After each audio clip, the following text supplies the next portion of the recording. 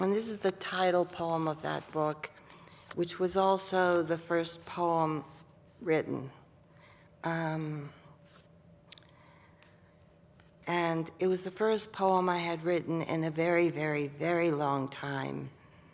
And all poems have their triggers, especially if you have been long silent. I was reading a book by John Berger, the novelist, and I came on the word escarpment, and I remembered I used to use that word. I used to know what it applied to. And I looked it up and I read about it, and I thought, that's my book. I can write a book about that word.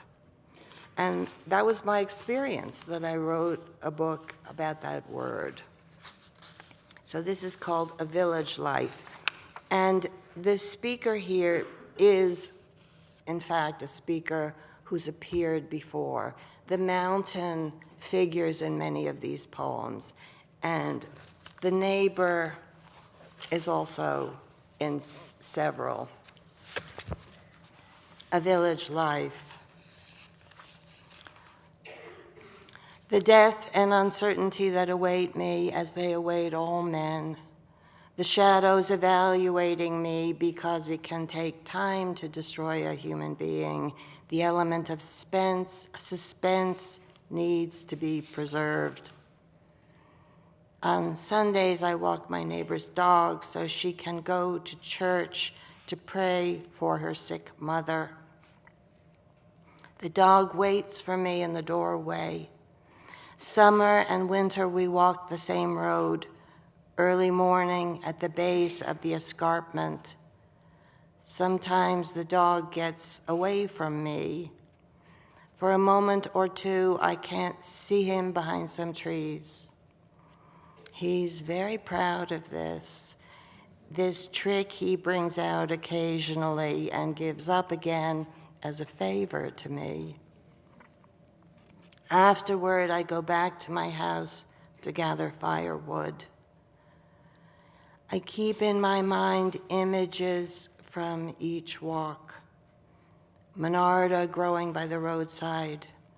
In early spring, the dog chasing the little gray mice. So for a while it seems possible not to think of the hold of the body weakening, the ratio of the body to the void shifting, and the prayers becoming prayers for the dead. Midday, the church bells finished. Light in excess. Still fog blankets the meadow, so you can't see the mountain in the distance, covered with snow and ice. When it appears again, my neighbor thinks her prayers are answered. So much light she can't control her happiness. It has to burst out in language. Hello, she yells, as though that is her best translation. She believes in the Virgin the way I believe in the mountain, though in one case the fog never lifts. But each person stores his hope in a different place. I make my soup. I pour my glass of wine. I'm tense like a child approaching adolescence. Soon it will be decided for certain what you are. One thing, a boy or girl. Not both any longer. And the child thinks, I want to have a say in what happens. But the child has no say whatsoever. When I was a child, I did not foresee this.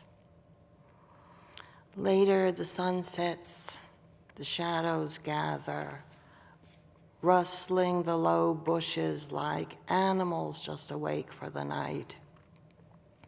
Inside, there's only firelight.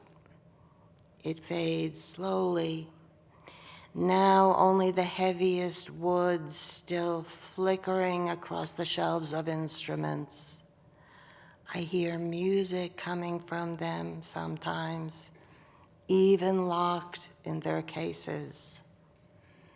When I was a bird, I believed I would be a man. That's the flute. And the horn answers, when I was a man, I cried out to be a bird. Then the music vanishes, and the secret it confides in me vanishes also. In the window, the moon is hanging over the earth, meaningless but full of messages. It's dead.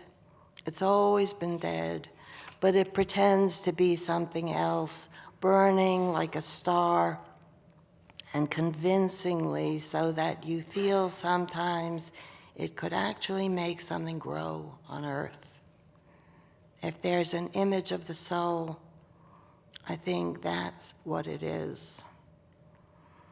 I move through the dark as though it were natural to me, as though I were already a factor in it.